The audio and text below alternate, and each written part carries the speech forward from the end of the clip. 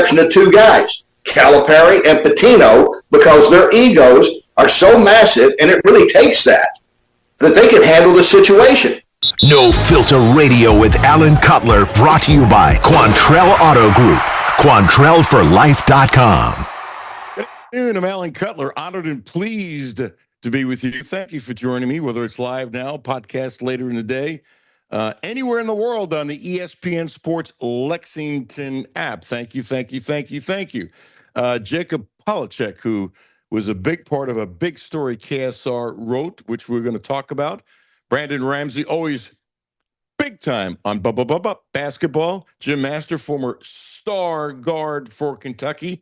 And how about this? Winston Bennett will be joining us at 1:30, former tough forward for Kentucky. And if I remember right, he was like drafted in the 7th round, Jimmy, something like that. There were lots of rounds back then in the NBA. And this is not breaking news, but everyone thought if he didn't rip his knee, he'd have played in the NBA forever. I mean, forever. But it was one of those knees. The surgery sucked compared to now, and it just affected him. And there were times it looked like out of the toughness, he was dragging his leg. Man, he was good. Tough. As a matter of fact, a healthy Winston Bennett is exactly what this team needs. Boy, he'd get in your face now. Had body fat of about 0. Tough. So it'll be a fun conversation.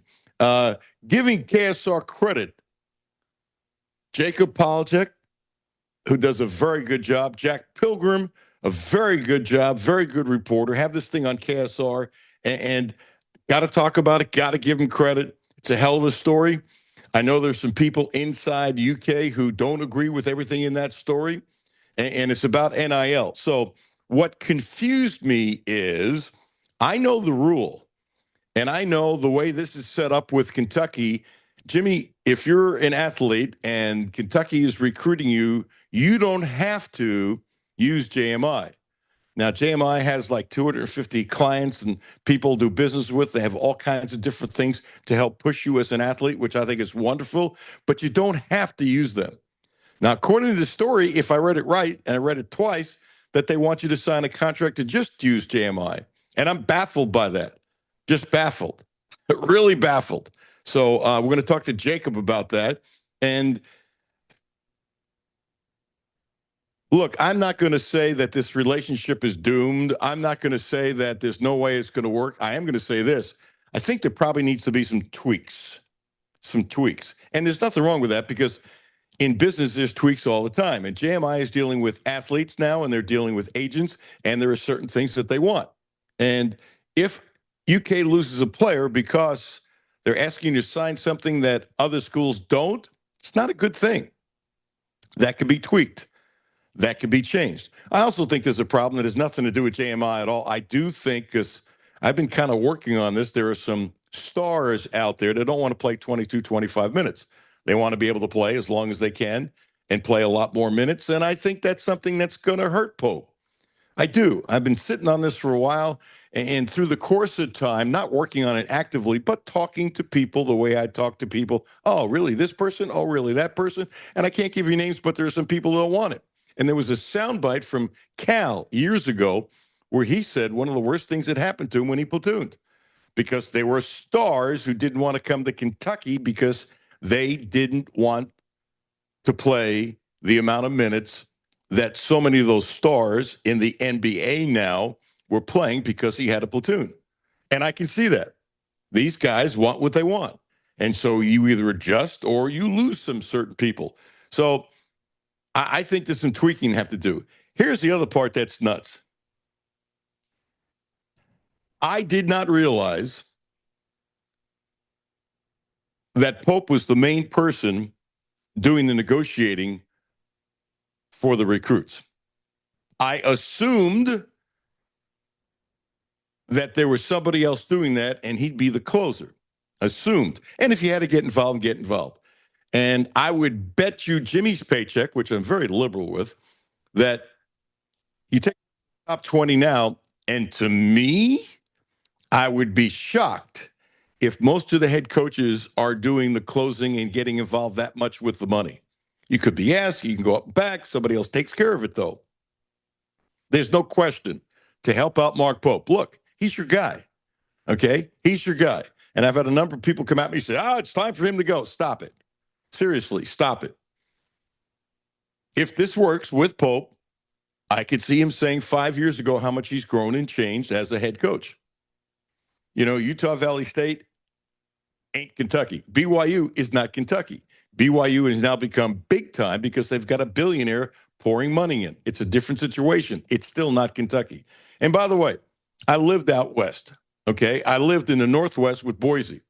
And there was a year, they have 4 major universities, and Jimmy, all 4 made the NCAA tournament. And let me tell you something. It's not Kentucky. Let's not get silly here. But basketball is bigger there than a lot of people here realize. I mean, they get packed houses in a lot of those schools. It's important. Nothing like Kentucky. But it's not Swiss cheese. It's not chopped liver. It's better than people think. Again, last time, nothing like Kentucky. So it's a different world. And I wonder if at times that he is struggling to adjust. I've wondered that a number of times. Haven't talked about it as much as I should have, but I have wondered that. And so it seems pretty simplistic to me that whether it's Mitch or the next AD, you got to bring in a general manager to help out with this stuff. Really, really. Mark should be wonderful with his emotional pitch, which some young people are not going to like. Now, the other huge thing in the room, and Jimmy, I hope you remember this. When Pope was hired, I said I loved it, but there was one question. And then I backed off that question because I'm not going to lie about what I said. I'll say it straight out. My one immediate question is, could he recruit the top talent in the country? I didn't know how we would do going into inner cities. I didn't know how we do getting the top 20 talent in America. And I backed off. And now I'm backing off that back off. Jimmy, can I back off that back off? Hey, you can change your do I have your permission? Yeah, that's the very rare back off of the back off. But in certain situations, you have to do it. In 73 years, I've never made that comment, back off the back off. I've never heard it. Did I just make up something that was worthless? I think so, but it makes sense. And we all do it. But a lot of people don't like to say, well, I changed my opinion, or this was wrong. You don't get that from me. You're not going to. That's not who I am.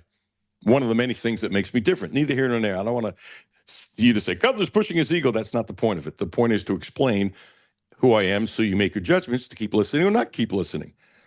You know, it's amazing. I've been here forever, and still a lot of people don't know who I am, and I get that. Don't really know who I am. Because when you're doing stories that are 90 seconds on TV, you can see and feel certain things, and I always thought the audience was smarter than oftentimes some management thought. I always respected the audience, but now this is different. It's a free-form formula. Although I've done, Jimmy, do you know I've done radio basically half of my career? Really close. It's a lot of hours. Yeah, while doing TV. Now, obviously, I'm retired from TV since 2018. But before that, if you look at it, I've done about half of my career radio. And I love radio. I've always loved radio. I know you're going to say, Jimmy, I got a face for radio, which happens to be true, but that's neither here nor there. Let's not get off the topic. Mark Pope needs help. And I'm not being negative towards Pope. It just needs to be done. And if Mitch hasn't realized this by now, I'm going to keep on pushing it. And, you know, I'm surprised they haven't realized it. But if you think about it, as much as I like Marino and as much as I like Johnson, and they're wonderful young men, and I think both have NBA written all over them. But they're Kentucky kids. How many years over the next, let's say Pope is here 10 years, how many years are there going to be talent of that level in the state of Kentucky? It goes in spurts. And there was a long time period where there wasn't any. And the funny part is when I got here, and I've said this, it's amazing. In the 70s, when I got here was the early 80s, but it was still fresh about all the talent in the state of Kentucky. It was unbelievable. And Kentucky didn't get all of them. Western Kentucky got some, and it really they didn't get all of them. And then there was a dip. And a dip. And a dip. So If you're Kentucky, you cannot rely upon the great high school talent in Kentucky to fill a large part of your roster, even though Pope is more apt to take talent from the state of Kentucky than Cal was. Cal had his way. He's got his way. And so this is back on the table. I said it. I backed off. Now I'm backing off the back off. I kind of like that, Jimmy. Because how many people do that? Don't a lot of us do that? Yeah, I think it's the natural thing just as a free-flowing fan of sports. Like, you can never just be, hard locked to a take, and it's like, well, shoot, I know I'm wrong, but I've already said it. Like, that's fine. You should not have given me the straight line, Jimmy. You shouldn't have done it. You've never backed off to back off with your wife? Oh, yeah. That's probably the hardest way to do it. And I would reverse. I would put it right back to my wife. She's way worse at that than I am. Really? She is a lot more stubborn when it comes to that, to try to back off of about. Yeah, that's when I feel like a real win inside, when I get her to admit it. I'm not going to call you a wimp, and I'm saying this with a smile. I don't mean wimp in a nasty way. I promise you, I don't. But there's no way your wife listens to the show. Oh, no. Would you give me your wife's number, and I want to text her, see if I can turn her to listen to the show occasionally? You don't want to do that, do you? No, probably not. No, it's, really? It's probably best. For who? Me or you? For everyone involved. I don't care. I wouldn't do that to you, Jimmy. Yeah, I would, actually. Neither here nor there. And so Pope needs help. He does. But it's a terrific story. Jacob Polachek will join us in just a couple of moments, and I want his take on it, plus some insight. I think that will be very good. I want to talk about Jason Bateman. I think KSR had it first. I'm not sure because it's everywhere. He's the new defensive coordinator for Kentucky. And my first thought was, something's wrong, because Texas A&M has buku more dollars to spend than Kentucky. Why would he go from defensive coordinator at A&M to here? Well, you look into it quickly, and guess what? A&M coach Elko is a defensive guy. Stein is an offensive guy. It's pretty obvious that it's probably three things initially that stick out with Bateman. One, he's going to kind of be, without me talking to Stein, the head coach of the defense. And if you're a DC, you want that. So he's going to have more power. The second thing, I like some of the places he's had jobs. Jimmy, he was defensive coordinator at Army for 5 years, which means, do they have the size? No. Yeah, so you got to be brainy to be a really good Army coach. Okay? And I looked at his resume, all the places he's been. I really like it. That's one. Two, here's the other thing. He's got a great reputation as being a recruiter. And so now you got two coordinators with a really, really, really, really, really good reputation of being recruiters. And I like that, not a little, but a lot. And I've been saying that the DC was going to be a humongous hire because Stein is an offensive guy who wants to be a great head coach, not just a great play caller, which is why he's not calling plays. I found that interesting. So getting Bateman here is a good thing. And I got to tell you, I don't know what happened. I don't know if it was close. I do know there were rumors. I do know I've talked about it. Now, I'm good with Bateman. Not that Stein called me up and asked me, but I was looking for Charlie Strong, who would be a great hire, and they have a really good relationship. Charlie has been a mentor. I don't know if he'd want to leave the NFL. I don't know what happened. I don't know at all. I do know there was something there. That I do know. So the point is, just because I have this great respect for Charlie Strong, which I do, as a person, as a coach, Bateman can be a whisperer, because I think Stein needs a couple of whisperers because he's a first-time head coach, and he's got mentors across the country anyway. Bateman can do that too. Here's the other thing. It's a different style from Brad White. Brad White wasn't a big blitzer. By the way, I ain't being negative to Brad White. I think he did a better job than most people think who are Kentucky fans. That's my guess. So if you take something negative here, I'm sorry, that's not where I'm coming from. I am saying it's a different style. I am saying Jason Bateman, by his reputation, is going to be more aggressive. I am saying that Stein has said he's going to be real aggressive on offense. And he also said, well, what about the defense? He said, we're going to be aggressive there too. So he's hired an aggressive defensive coordinator. One of the things I'm going to be fascinated about, we got to go to a break because I want to get Jacob on. One thing I'm fascinated about, Jimmy, is how much they're going to blitz and where it's going to come from. Safest bet of the year. They will blitz more next year than they did this year. Okay?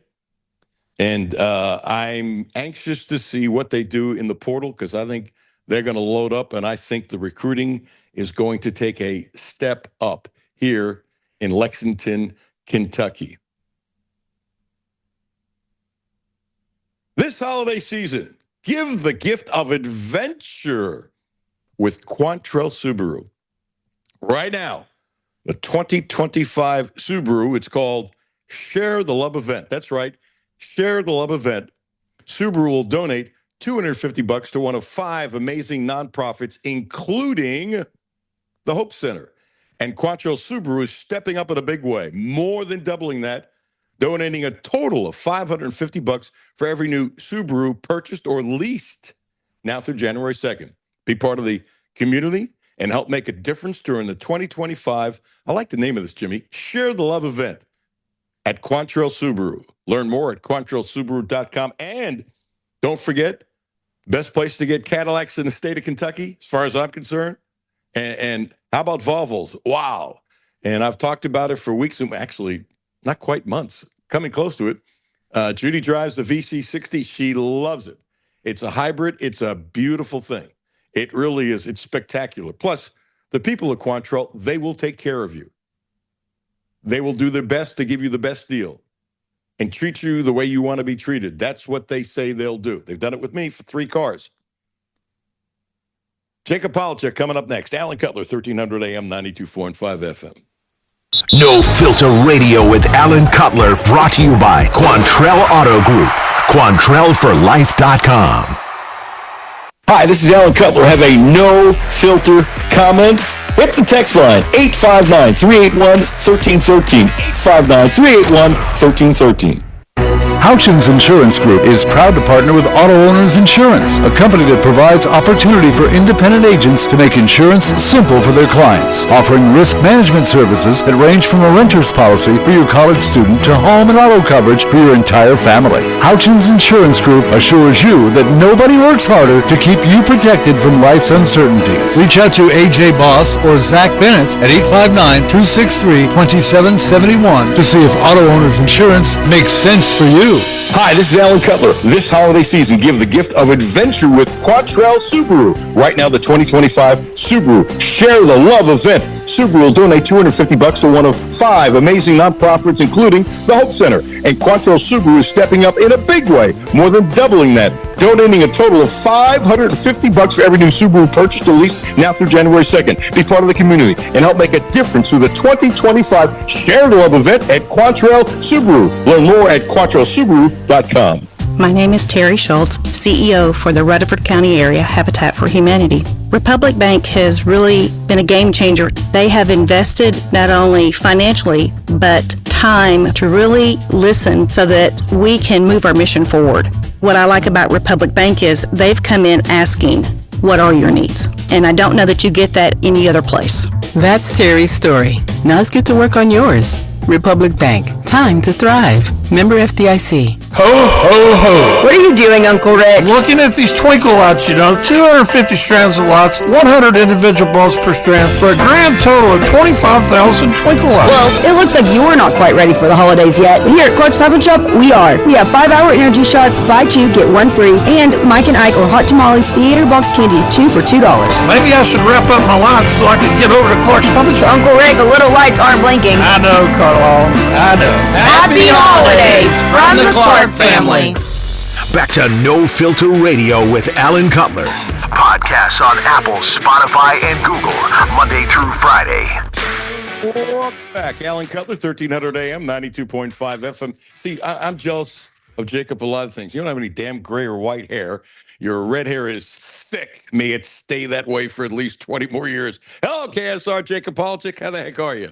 I'm doing well. It's good. You got me at a good angle. You can't tell that I'm balding on the back. So, You should have kept that a secret, so the women of the world listening would say, "Oh man, redhead like that. Oh, he's balding." My girlfriend knows about it. The secret's out. So I'm sure your girlfriend does know about it. We should stop here before I ask you something I shouldn't ask. Okay, first of all, congratulations to you. Seriously, to you and to Jack Pilgrim. I thought you guys did a hell of a job. And I have this thing, this has nothing to do with you, that these stories don't just frickin' pop up. So we haven't talked about it off camera, but to me, I only did this 1,000 years. It's pretty obvious. While you're doing whatever your daily grind is with different kind of things, you're also working on this. You got to work on two things at once. You can't stop because you still have to produce yet. It's going to take a little longer to get this story because you can't stop and do it. Just give me a taste of when you and Jack started working on this, because the public, again, this has nothing to do with you. There's a reason where you have to say sources say. It's as long as you're being honest, and I believe you and Jack are. So trust me, there's no hidden meaning. There were a lot of stories I had to do that way because one, they wouldn't have trusted me, and two, there were times people told me stuff where they could have gotten fired. Yeah, and I was always amazed how people trusted me. You're doing the same thing now. You're nodding your head so you understand. Anyway, I didn't mean to go so long-winded, but when did you guys start working on this? yeah, and I want to address your first comments about the workload thing. I want to give credit to my boss, Tyler Thompson, because there were days when I was not writing my story quota because I was working on this, and she had a lot of grace with that. So I want to give her a lot of credit there. By the way, Yeah, Tyler is great, but she also has written some long pieces, so she's walked a mile in your shoes. Tyler's great. Some of her long. she was with us every step of the way, especially yesterday as we were getting ready to publish. So she deserves a lot of credit for her help on this story as well. Well, I tell you what I've told Tyler, and I don't want to go into Tyler because we only got about 6-7 minutes left, and I want to talk about you. But I've told her she should do more long stories because she's really, really good at it. She really is. Anyway, why don't I shut up? And why don't you tell me what you were going to answer, and then I want to get into the foundation of what you think was the strongest thing you and Jack Pilgrim wrote. So we started probably about a month ago, right around the early signing period, and it was just answering what's going on with Kentucky recruiting, what are the positives, what are the negatives, and just what is the state of Kentucky basketball recruiting. And then as we have these conversations, we got more answers and started to go down a few more rabbit holes and get to where the story was when we published yesterday. Okay, what's the biggest question marks that the Kentucky fans that are listening should say, oh, I don't like this, and this needs to change? That would be Jacob Polachek. One is just what kind of effect is JMI having on the recruiting? How unique is that? I had a source who told me that this is the only school that that they've dealt with that has anything remotely like this. So how unique it is, and then just what is Pope doing on the recruiting trail that may be pushing recruits away from choosing Kentucky? I think those are the main things that we're looking at right now. Okay, number one, I think Pope needs a general manager. You're going to probably agree with that, yes? Yeah, I've been saying that since the beginning. I think every program at this level can really use a general manager. Yeah, Joe B. Hall didn't need one, but if Joe B. Hall was coaching today, so people know I'm not disrespecting Pope, Joe B. Hall would need one now. He'd grumble about it, but he would also adjust. So how has Mark Pope hurt in recruiting? How has he? What has he done to hurt Kentucky in recruiting, in your opinion?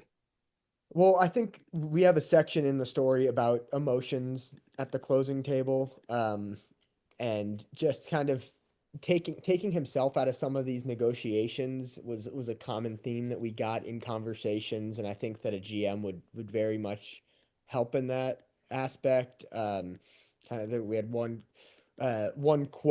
source who said that Pope was saying this is Kentucky, we're not getting in a bidding war, and then the fact is this is like free agency in the transfer portal and high school recruiting, and at some point you're going to have to offer market value for players and get guys at the right value. So you can't just pretend that this isn't happening, that players aren't getting paid, and that you're competing for players. So I think that that's a big aspect. You know, I found interesting. This I know. A lot of things with money, I'll say this is being said, but I don't know. Most of the time, I don't know money. But sometimes I do, and I'll say I know. I know Kentucky had to raise their offer to Jasper Johnson significantly. I don't think this. I know this. So they've done it. And I got to tell you, as much as Jasper loves being here, if they didn't raise the offer significantly, and it wasn't the highest offer, but it's in the ballpark, and he wanted to come here, which is great. But I don't think he'd be here if that offer didn't change. And that's not a slide against Kentucky, and it's not a slide against Jasper. But at a certain point, if somebody's offering you what? And then somebody's this, and then Kentucky got smart. So they've done this. I'm really baffled that he's saying we're not getting a bidding war. They've done it. They've been in it. Yeah.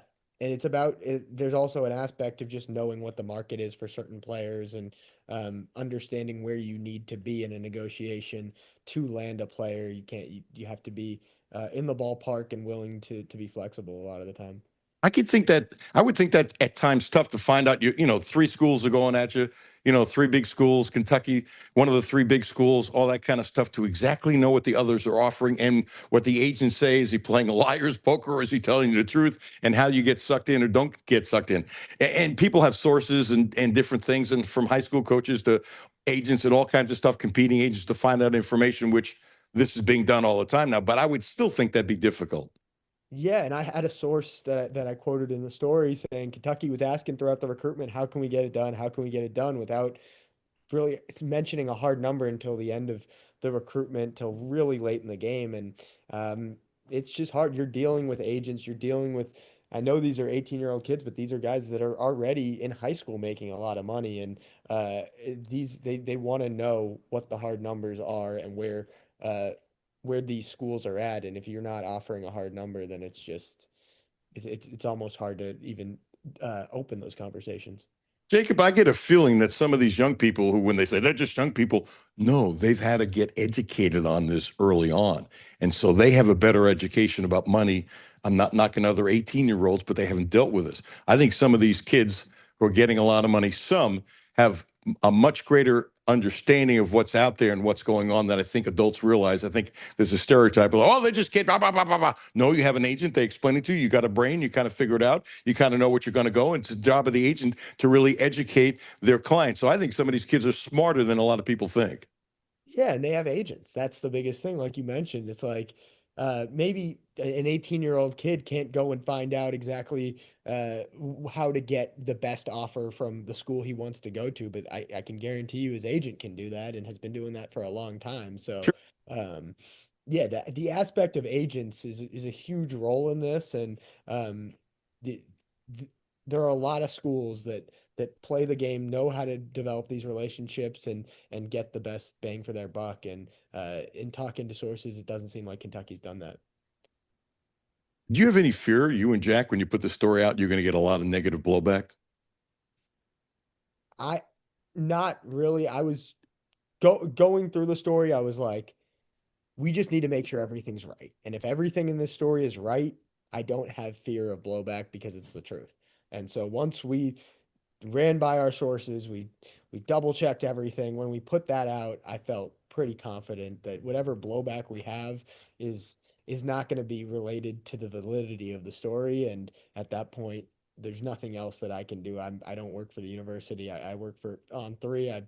I'm a reporter of this program. I'm not a coach in the program. So, yeah, I didn't have worry about blowback once I knew that everything that we were writing was true.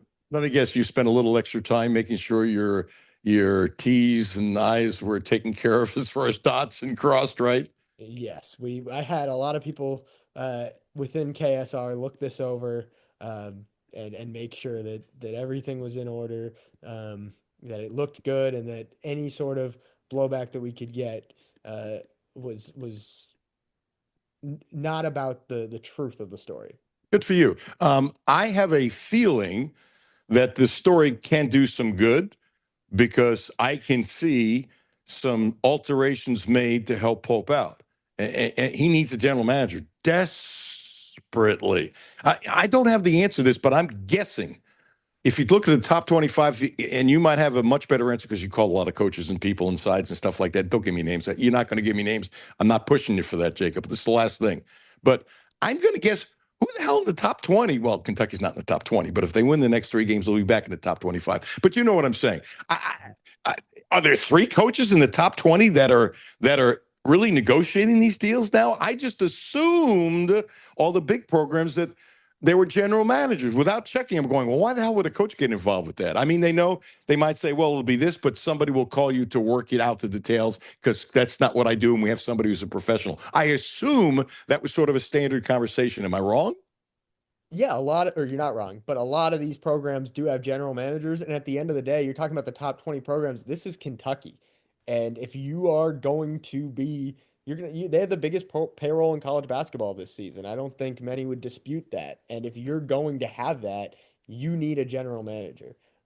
It's not even about the top 20. If you're going to be a top 5 team in money, in how much you're paying players, you need someone handling that and having their exclusive job handling player negotiations, roster construction, and budget. Okay. Can you, last one, I do have to ask you one more if that's okay.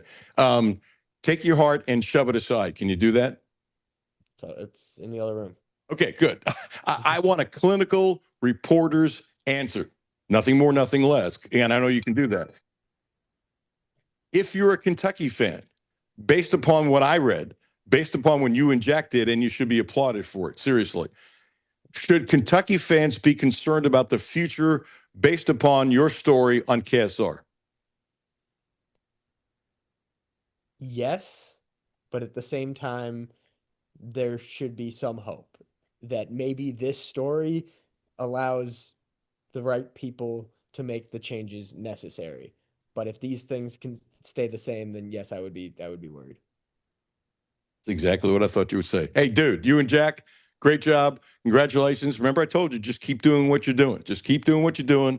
Double check everything. And I guess, but didn't know that Tyler was the boss, because she is, overseeing this because she's done this kind of thing. And it's good to have somebody like Tyler, even if you're in the business for 20 years. Trust me.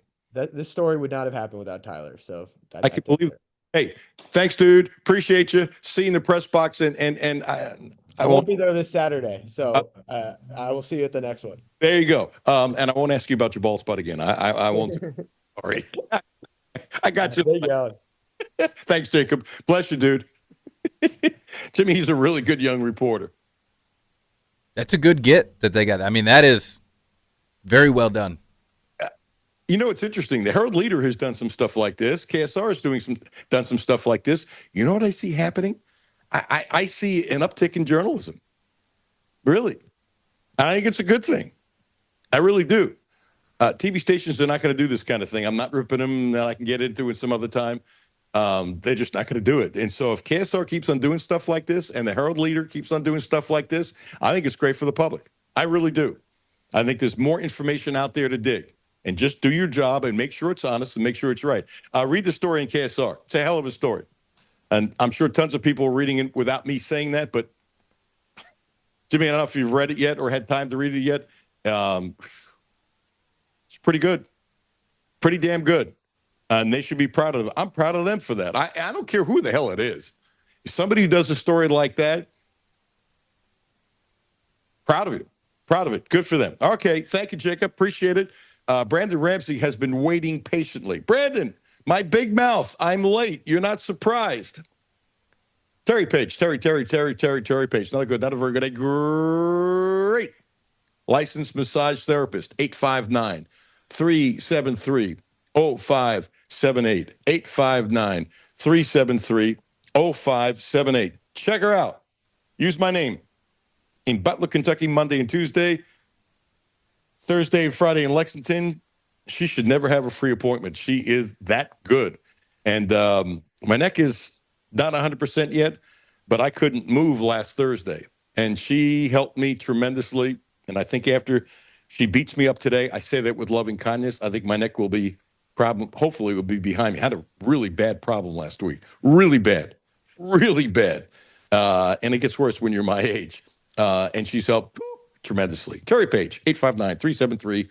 0578. Brandon Ramsey coming up next. Alan Cutler, 1300 AM, 92.5 FM. No Filter Radio with Alan Cutler, brought to you by Quantrell Auto Group. QuantrellForLife.com. Hi, this is Alan Cutler. Have a no filter comment? Hit the text line 859-381-1313. 859-381-1313. Houchins Insurance Group is proud to partner with Auto Owners Insurance, a company that provides opportunity for independent agents to make insurance simple for their clients, offering risk management services that range from a renter's policy for your college student to home and auto coverage for your entire family. Houchins Insurance Group assures you that nobody works harder to keep you protected from life's uncertainties. Reach out to AJ Boss or Zach Bennett at 859-263-2771 to see if Auto Owners Insurance makes sense for you. Hi, this is Alan Cutler. This holiday season, give the gift of adventure with Quattrell Subaru. Right now, the 2025 Subaru Share the Love event. Subaru will donate $250 to one of 5 amazing nonprofits, including the Hope Center. And Quantrell Subaru is stepping up in a big way, more than doubling that, donating a total of $550 for every new Subaru purchased at least now through January 2nd. Be part of the community and help make a difference through the 2025 Share the Love event at Quantrell Subaru. Learn more at QuantrellSubaru.com. My name is Terry Schultz, CEO for the Rutherford County Area Habitat for Humanity. Republic Bank has really been a game changer. They have invested not only financially, but time to really listen so that we can move our mission forward. What I like about Republic Bank is they've come in asking, what are your needs? And I don't know that you get that any other place. That's Terry's story. Now let's get to work on yours.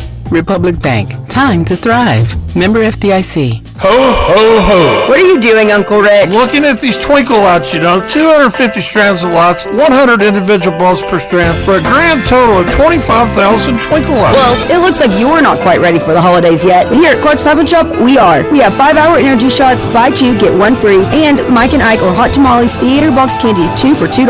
Maybe I should wrap up my lots so I can get over to Clark's Pop and Shop. Uncle Rick, the little lights aren't blinking. I know, Carl. I know. Happy holidays from the Clark family. Back to No Filter Radio with Alan Cutler. Podcasts on Apple, Spotify, and Google, Monday through Friday. Ramsey is looking kind of with the big glasses. You almost look like a professor. Hey, I'll take it. That means I'm smart, right? Or you fooled me, so that could be Yeah, right. Brandon Ramsey, KSR, former coach, does a great job analyzing film and stuff for all kinds of places. Let's get the plug out there so I don't forget. Tell everybody where you are, what you do, and I keep on saying, dude's got a great man cave for his job of playing with basketball. What a beautiful thing. When you do what you love and you love what you do, you're a lucky person, man or female. Go ahead, Brandon. I couldn't agree more. But yeah, you can follow me on Twitter at BRamseyKSR. All the written work goes on KentuckySportsRadio.com. Have scouting reports, film breakdowns, all that good stuff throughout the basketball season. We have some videos on the Kentucky Sports Radio YouTube channel also. And then I do my own film breakdowns and some other content on the Brandon Ramsey College Basketball Show YouTube channel. So go subscribe there. And again, all that gets promoted through my Twitter at BRamseyKSR. I know you read the KSR story, open recruiting. I don't know if you were listening to Jacob Polachek, who did a really good job. As a guy who happens to love Kentucky, even though you're in a foreign country, you're living in Indiana. I shouldn't say that. I'm kidding, and we have a lot of people in Indianapolis who listen. You think they can take that as a joke? I hope so. Me too. Somebody told me Indiana people are sensitive. Some of them can be, but that's true of anywhere. Yeah. Hey, New Yorkers can be sensitive too. Who are we kidding now? Yeah, right. I'm digging a deeper hole. I'm going, how the hell do I get out of this? As you read that with all the coaches that you spoke to, how bad is this problem on Kentucky with getting recruits, with negotiating, with knowing how to spend the money, knowing what the market bears, not overpaying for players you don't have to, and then paying more if you need to because somebody else is paying X? This sounds like a cluster blank, doesn't it? And one more, and I bet you agree with me. Pope, you got to take care of Pope. Come on. He desperately needs a good general manager. Yeah, it's a major problem right now, I think, because there's there's a few different hands at play, like between JMI, between UK Athletics, between Coach Pope and the staff, and I think that they're all failing a little bit in their respective roles at times. Now, can each of those different problems get fixed over time, or even some of them more quickly than others?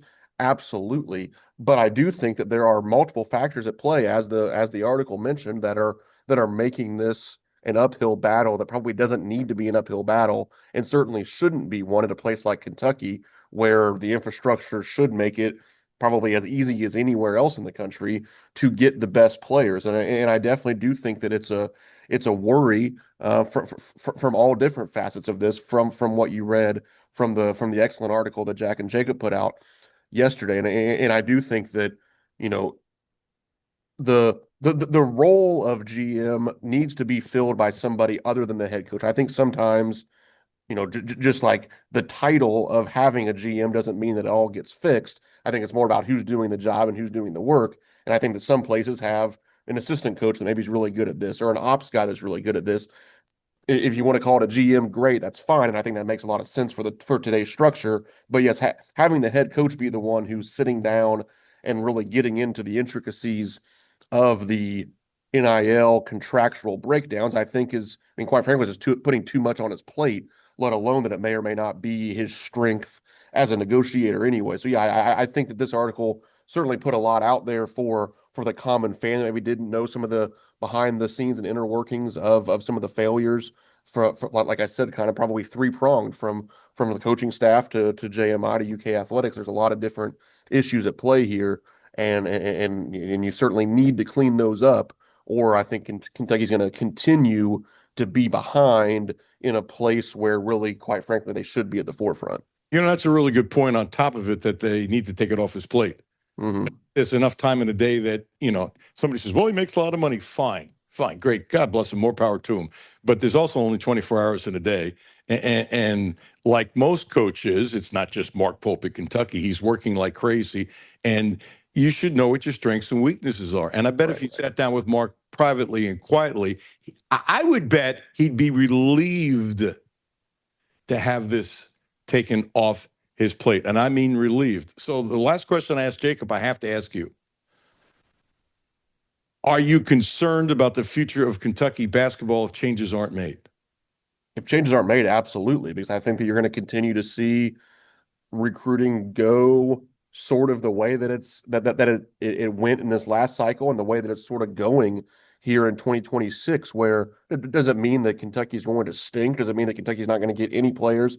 No, but does it mean that they're probably not going to get some of the very top ones? Does it mean that we're going to sit here and be frustrated as a fan base when you hear, hey, you have a chance at Tyron Stokes, you have a chance at Christian Collins, you have a chance at these different guys, and then kind of one by one, they all get picked off and end up elsewhere? Yes, I think that all of these issues that were pointed out in the article are going to continue to lead to that, if not fixed. So absolutely, I think it's going to be a major concern for Kentucky fans and for Kentucky, the entity, as well, that if some of this stuff doesn't get cleaned up, and if you don't make NIL kind of easier to handle for these agents, for these kids, and kind of structure it how they're looking for, then I do think that you're going to continue to have problems and miss on guys that, quite frankly, need to be wearing a Kentucky uniform.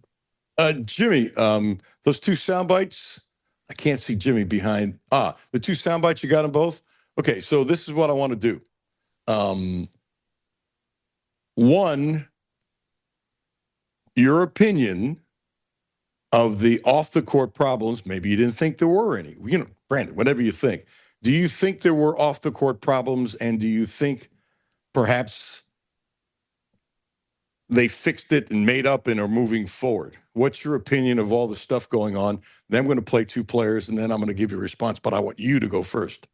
Yeah, I think it's safe to say that there were issues. I mean, I probably wouldn't say it right now anyway, but even if I did know exactly what happened, and quite frankly, I don't. But I think that there's certainly enough smoke that there was definitely some fire to there being internal issues. Were they, irreparable? No, I don't think so. Were some guys just kind of maybe not getting along, or Absolutely. And I think that obviously, as things don't go well through the season, those things can always kind of rise and come to the forefront a little bit more. So absolutely, I think there were some issues, but I do think that, and I think you can even see this on the bench with some interactions, with some body language.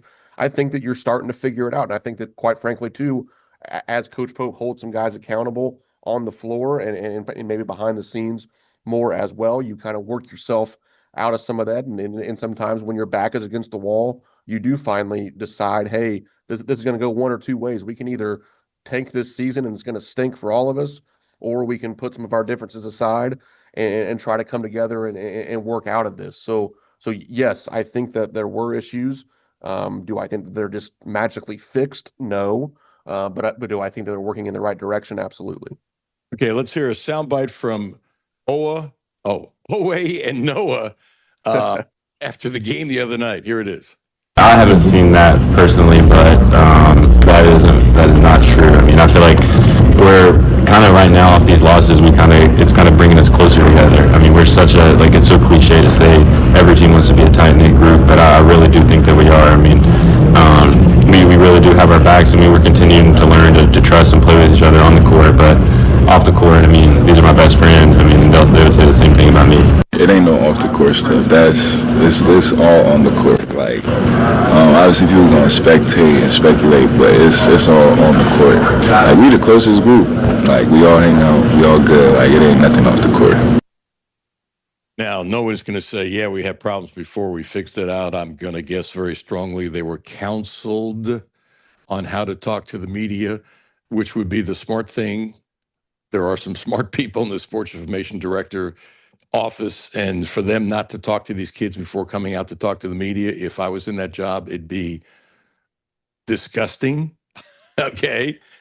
Because anybody, when you're in front of the media at much at times, could use some counsel. So I noticed nobody said, hey, we had problems, but we fixed it up and we're moving on. And the way it was said, yeah, we have no off-the-court problems now. I didn't hear anything about the history. There were problems. I know what I know. And I'm not talking about rumors, and stuff happens, and brothers fight and often kiss and make up, and then brothers fight, and it becomes like the North and South. And there were plenty of families in the state of Kentucky that had one brother who was a Confederate, another brother who was a Union, and brothers killed and shot each other. So it can go any way, and goes both ways. That's life. I'm hoping for these kids' sake, for their sake, and actually, it's a lot more fun watching them when they're better versus this crap. I'm hoping for their sake that they've put this behind them. And if they haven't, shame on the players and shame on Pope, because it's Pope's job to do it. But I stand by this. Although these kids, I still think we're being lazy, and you give Pope heat for it, you got to give the players heat too. Because guess what? You control your own mind. You control your own body. You can dive on the damn floor more.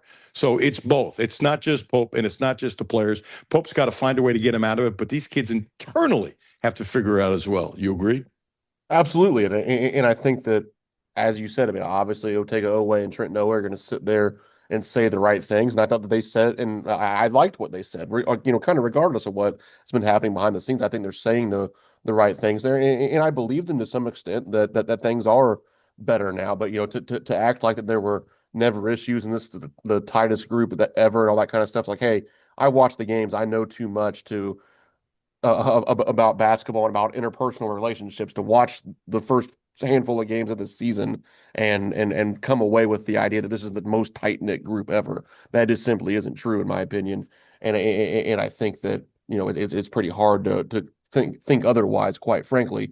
But I'm happy to hear that at least they're saying the right things, that they're trying to move forward. And I think that we especially in this last game, albeit against a lesser opponent, it looked like a group that was having some fun and interacting better, even just on the sidelines and the bench and huddles, different things like that. I mean, even when Coach Pope was disappointing Brandon Garrison and having Jalen Lowe and Cam Williams not play for a while, like I felt those guys stayed engaged, and that there was eye contact and different things like that I'm always looking for. So I was encouraged by that, but it's going to have to continue to get better and better because there's going to be more adversity to come. It's real easy to come together when you're winning by 30, 40, 50 points.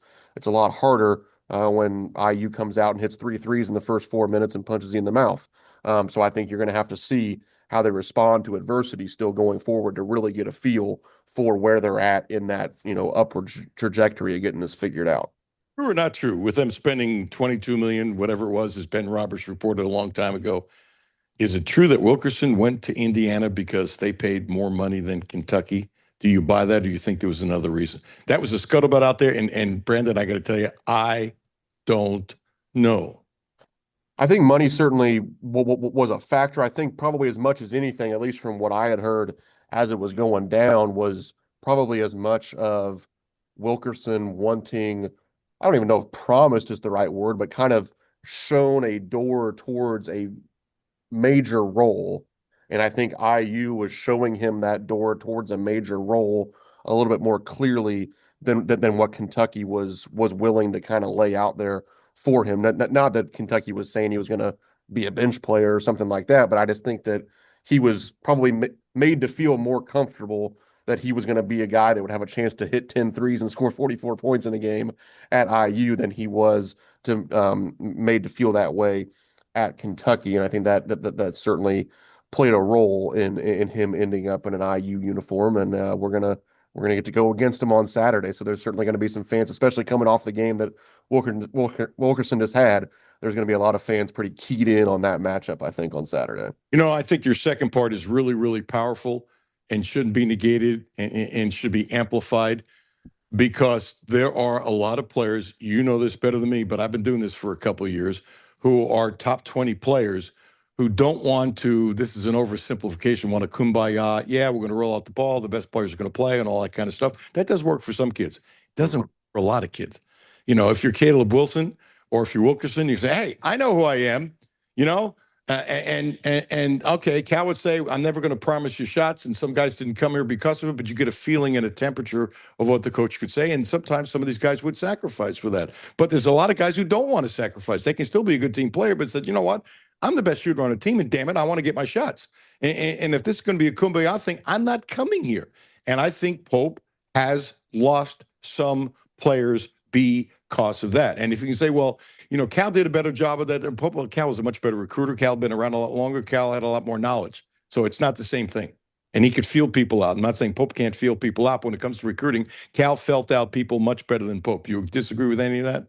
No, and the other part of it too, quite frankly, is that Coach Calipari had a 15, 20-year track record of turning out 3 to 4 pros every single year. So with Coach Calipari, even when he wasn't maybe promising guys some of the things that other people were promising him, quite frankly, some players were like, well, hey, even if I don't get the shots, even if I don't get the minutes that I want, he still is going to make me a first-round pick, so I don't even care. Whereas with Coach Pope right now, there's just not enough track record of, hey, I watch all these guys playing 22 minutes a game, and then you get a couple second-round picks. That doesn't sound as exciting to me, so I'm going to go here where IU's telling me you're going to play 30 minutes. We think you're going to average 15 points. We think that you can make 100 threes this year, and that it just looks like it leads itself more to what you're looking for than this idea of yeah, you're going to fit into the offense.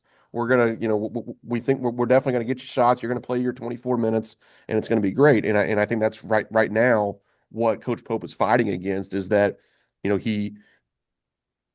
there are a lot of guys that are looking for more than what his track record is showing right now. And this could be a bad problem. I think it already is. I wonder, I don't know this, but I wonder if there aren't 3 or 4 very special players, if presented to them differently and better than 3 or 4 players on this team now. I'm not knocking the guys on the team, but better than the guys on the team now that didn't come here because of this.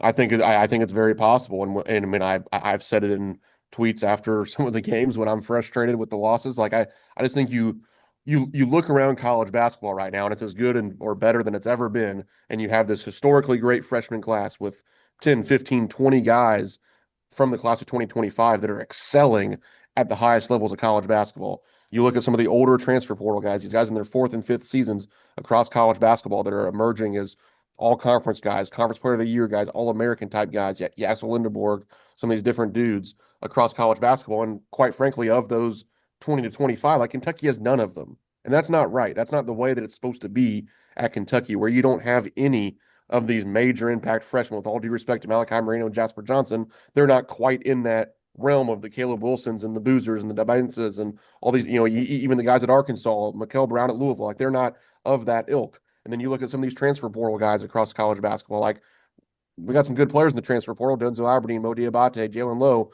but they're not Yaxel Lindenborg, they're not Donovan Dent, they're not some of these other guys that are excelling across the board. And I think that as a Kentucky fan, that's like it's okay to be very frustrated with that because Kentucky's supposed to have some of the best players in college basketball. And I think that especially when you pay 22 million for a roster, whatever the number might be, and you don't get some of those guys, you feel like you failed a little bit. And that's quite frankly where I'm at right now with this roster. It's like, hey, we spent all this money, and I look around at college basketball and I see a lot of better players than what I see on the current roster.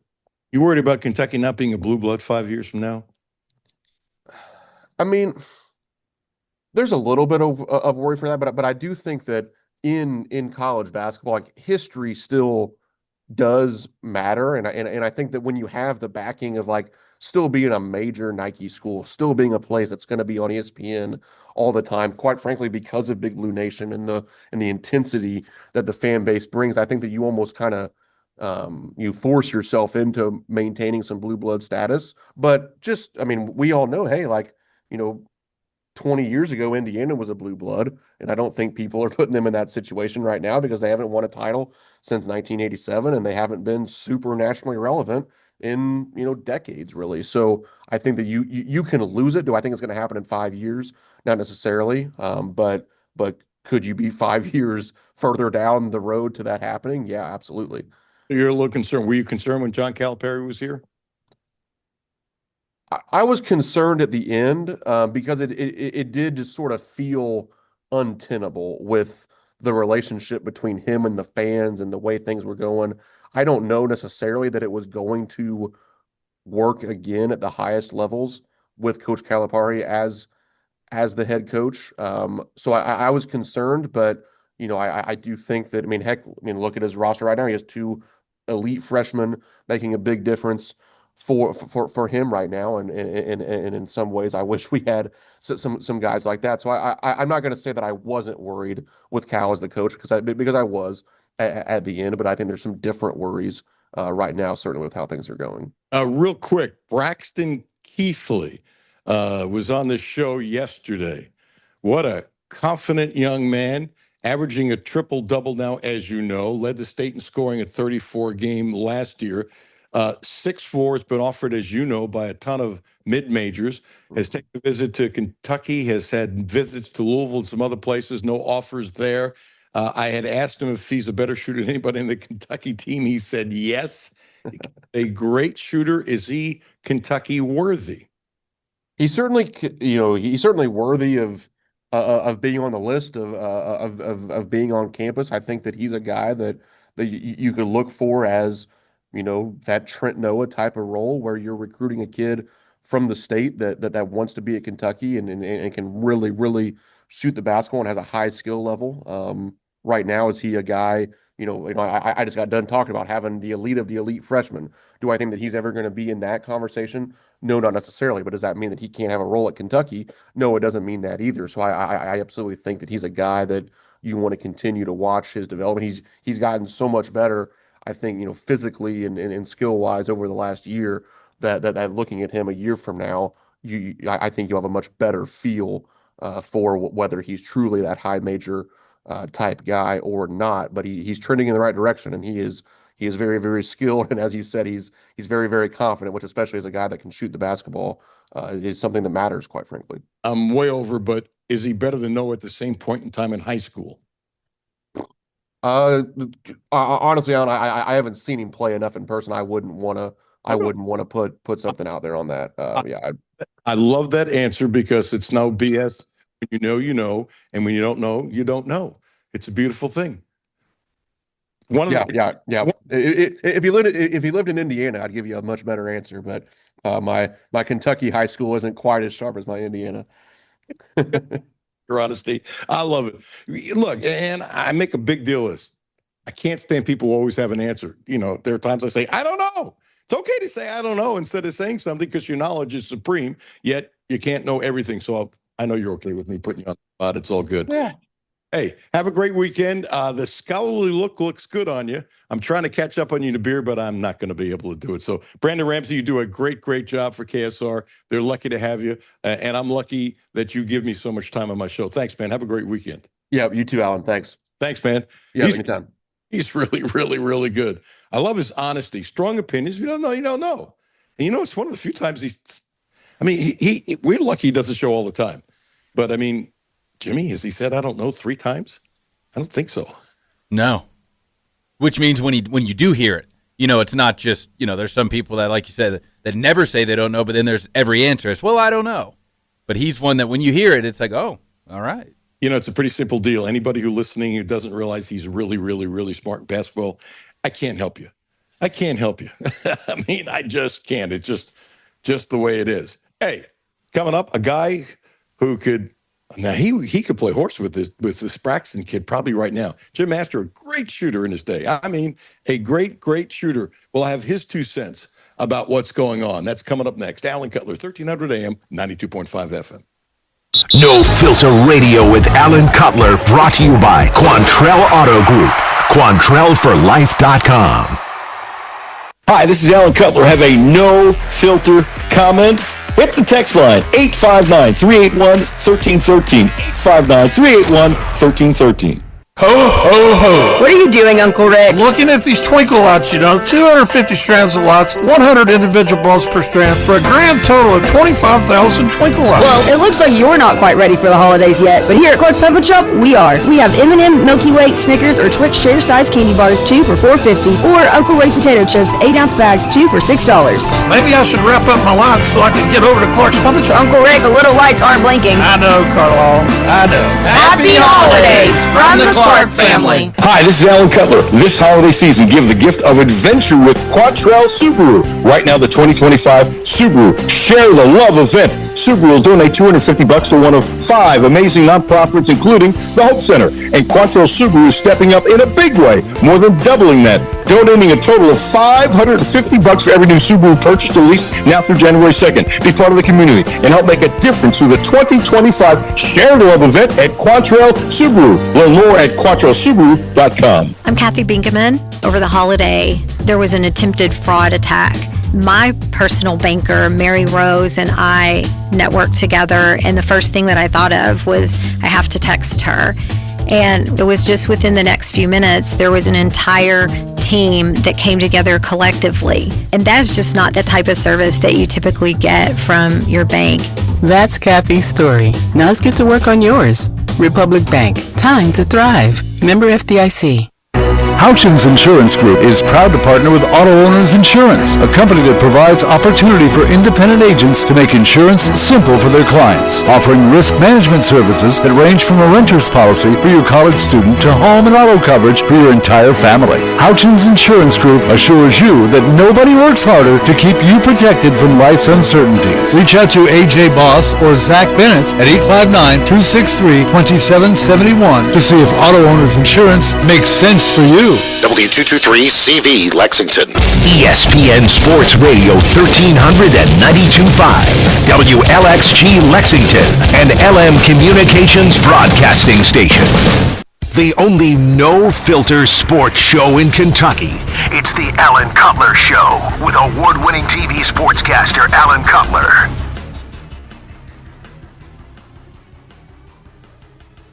1300 AM, 92.5 FM. Welcome back. We're going to go to Jim Master in about 20 seconds. Breaking news. Robert Suarez has just signed with Atlanta. They had re-signed Iglesias. Remember, he was with the Reds 1,000 years ago? Have I lost my mind? Atlanta now has 2 of the 5 relievers with the most saves, according to Jeff Passan, over the last 2 seasons. That's a huge – this is now a 7-inning game. Atlanta stunk last year, and they're putting their mouth where their pocketbook is. It's just it's a great signing. And I know another show with a lot of stations said today that Schwarber turned down equal money from the Reds. He did not. I got plenty of sources on this. The Reds were the low offer. They offered $125 million. Not that there's anything wrong with that. And he went for $150 with Philadelphia. And I think, as I said, I was told that the offers out there forced the Phillies to do something they didn't want to do, give a fifth year, and they did. And so some of this crap out there saying that he wanted to come home and for equal money, he turned out and was no. And for people saying, hey, he wanted to come home, he should give up $25 million. Really? I know he's got plenty of money, but if you don't want to give up $25 million, you don't want to give up $25 million. My thing is, and I'm not into big contracts. I've said it a million times. This is one I would have done. I absolutely would have done. And so could you offer 10 million more and spread it out over a number of years? And the guy is not only one of the great home run hitters in the last 5 years, he's great, but he's also a leader and a local guy, and he'd sell tickets. The Reds had an opportunity with some of their young pitching, and the Reds just blew it. They just blew it. They did not have the best offer. They had the worst offer. I just have to get it out of there. And here's a guy, if they were playing today, damn, would he have an offer for NIL? Yeah, I like that. I like that, Alan. Hey, I had to have a segue there. It was perfect because you can shoot like crazy. Jim Masters, star guard for Kentucky back in the 80s when neither one of us had white hair and I was a young punk reporter, kind enough to join us. So what's your take on what you see on the court first? Yeah. I think you're like me that I can't stand these North Carolina Central games. I said it when you played here. In other words, you can't play top 25 teams every day. I get it. You can play someone 95 in Ken Palm, 110 in Ken Palm, and they want Kentucky's money. They'll take Kentucky's money. So it's a better game, and you can learn more than you learned the other night. And look, NC Central tried hard. They busted their fanny. They look like they're well coached, respected what they do. They're picking up checks because they need money. I respect that too, but they shouldn't have been in Rupp Arena. And I'm not, and neither should have Nicholls State and some of the other places. Tennessee Tech, I get it. It's Pelfrey. You do it. It's a lovely thing to do. I thought bringing Pelfrey back, and he did the show, was absolutely beautiful. And if there's more Pelfreys out there with Kentucky ties, you want to bring them in, God bless, bring them all in, and not 20 times a year, but you know what I'm saying. Yeah. So what you are seeing and feeling, I want your feel, Jim, as a basketball player. What did you see 2 weeks ago? What did you see the other night? Can you learn something from the other night? Do you think maybe these guys are waking up? Yeah. Well, full disclosure, I agree. I can't normally I can't stand playing teams that are not even close to the caliber of Kentucky or whomever, when you're playing them. When I played, couldn't stand playing in those games because we were going to blow them out, and just being selfish, I wasn't going to get to play all the time. They were going to get other kids in. So Jim Master liked to play against the best teams all the time with the best players because it's competition. But with that said, Alan, I think our schedule this year, we have played, and we're going to play the next two games. Indiana, I call it the Patino game, Indiana, St. John's. So our schedule, I think, is tremendous this year as far as the teams are playing. I think that game the other night, they needed to play it. Who would have ever thought I'd say that? They needed something. They needed something just to do something, see the ball go in the hole, throw some passes. I think what I see, again, Alan, I'm a big fan. I'm a Mark Pope fan. I'm a Kentucky. But I am shocked. I really am shocked that they haven't come around yet. That the team, the coaches, the players haven't figured it out yet. I understand we're missing players. Not an excuse. That's reality. But for them not to come around like they did last year, Alan, they had injuries, and we figured it out. The kids, the coaches. Well, they haven't figured it out this year. Now, can they? I think I see too, Alan, that this is when you get tough. I think I've seen Pope do it and the coaches. Some kids aren't going to play if they're not going to give the effort. And I think that's where the most important thing is. Defense, effort, not blacking out. And I think if you don't do it, you're going to get 8 minutes a game instead of 31 minutes a game. So I get a different lineup and all that. So I think I see all that. Sorry for stepping on. That's good. The only thing I disagree with, I'm not expecting to add a UConn to the schedule because the schedule is super tough. What I'm saying, the cupcake part of the schedule, don't have it so that you could lose the game, but get better competition. The 90th team ranked, the 100th team ranked, the 110th team. That's what I'm talking about. As far as the other games that they haven't won at all, that's a super tough schedule. I like it. I respect it. I'm just saying they could have and should have been able to stick the ball in the hole against the 100th ranked team. Because I got to tell you, Jim, if you can't stick the ball in the hole with the 100th ranked team, there's no hope anyway. And that would even give them more confidence because I think they'd stick the ball in the hole. Well, they're gonna have their chance. They got 2 big games coming up. They got their chance to show people again. They better show somebody in Rupp Arena. That they better show something against Indiana. Did they figure anything out? I did see, not that he's a point guard, Allen, but and I get it, the competition, but Chandler had 8 assists or 9 assists. Maybe he's figuring out being a facilitator of the ball. Aberdeen, I thought he did a little bit better on facilitating the ball, doing stuff. He is a talented, quick, aggressive player. I think he, in my opinion, is the key to getting other people. And Owe, don't get me wrong, I thought he played fine. I think his attitude and toughness is coming out again. They got to find 2 or 3 more that play the defense, toughness, and grit. That's my comment. I was surprised that Chandler had more assists than points. And maybe we're just watching this kid just get better and better because his ceiling is way high. I love the future of this kid. And I blow out last year, easy for me to say, but I said it forever. You go on a Mormon mission for 2 years. You don't pick up a ball most days. You're not running. You're not doing anything. He wasn't in shape last year. And I thought they were really smart with him, by the way, because they didn't push him too hard because they were concerned for obvious reasons. You could pull a muscle, this, that, or other, because you haven't done anything. I don't care if you're young. And I credit Kentucky for being smart. This year, he's probably in the shape he would have been in last year had he not gone on a 2-year mission. I think next year the kid's going to be a stud. But I think we're watching this kid just get better and better right in front of our eyes. I would agree. But in my opinion, his best position is probably a 2 or a swing guy.